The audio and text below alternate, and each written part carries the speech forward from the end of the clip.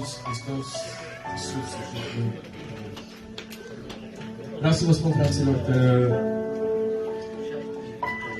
nașterea lui Iisus Hristos pentru noi pocăiții care suntem botezați cu Duhul Sfânt e o bucurie. Nu e un lucru, cum să spun, nou. Pentru noi e un lucru normal. Nașterea Domnului Iisus Hristos este valabilă pentru oameni rătăciți, pentru oameni care nu cunosc pe Iisus Hristos ca Domn și Mântuitor.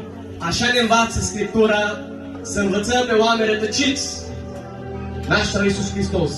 Iar noi, Tesalonici, capitolul 5, versetul 19, pentru noi valabil așa, să nu strângeți Duhul, noi pocăiți.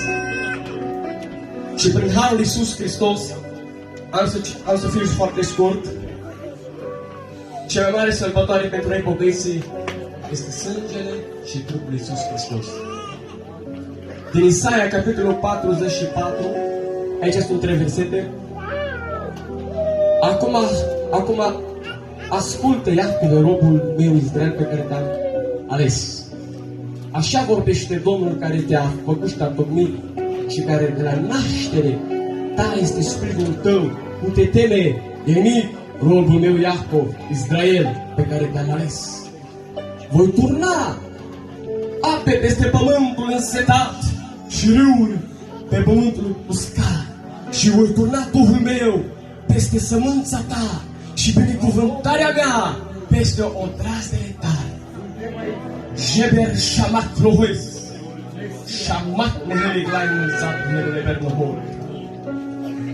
Cum putem să beneficiem noi binecuvântarea aceasta peste odrasele noastre, peste ființa noastră? În Ioan, capitolul 3, versetul 5 și cu 6 ne vorbește Iisus Hristos foarte frumos. Acolo i-a vorbit lui Nicodim. Iisus i-a răspuns, adevărat, adevărat îți spun, că dacă nu se naște cineva din apă și Duh, nu poate să intre în Împărăția lui Dumnezeu. Cine este născut din carne este carne, cine este născut din Duh este Duh. Împărăția cerurilor este aproape. Faceți rod pentru pocăința voastră și Domnul Dumnezeu va turna peste pământul uscat și fără apă binecuvântarea care nu se va opri niciodată. Și este binecuvântarea care te va călăuzi în spital, în suferință. Este Duhul Sfânt. Reise Hobraia! Managia să gândești Ibrahim! Mângâierea! Duhul Sfânt care îl va trimite Tatăl în numele lui Iisus Hristos! Reise Nicolas Samarara! Șamberius Sălămerera! Doamne Iisuse! Din Duhul Sfânt! Doamne Iisuse! Doamne Iisuse din Duhul Sfânt! Peste pământ uscat, peste pământ pustiu, în numele lui Iisus Hristos!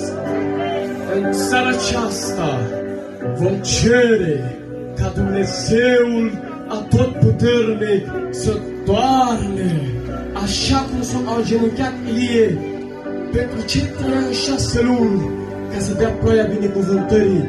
Cere lui Dumnezeu, de când timp n-ai primit nașterea din nou și stai în ațipire, stai în apăsare, cere în seara aceasta, în momentul tău, să ceri nașterea din nou, să poți intra împreună cu mine în Împărăția Cerurilor. Hai să ne ridicăm și cerem ca Dumnezeu să ne binecuvânteze.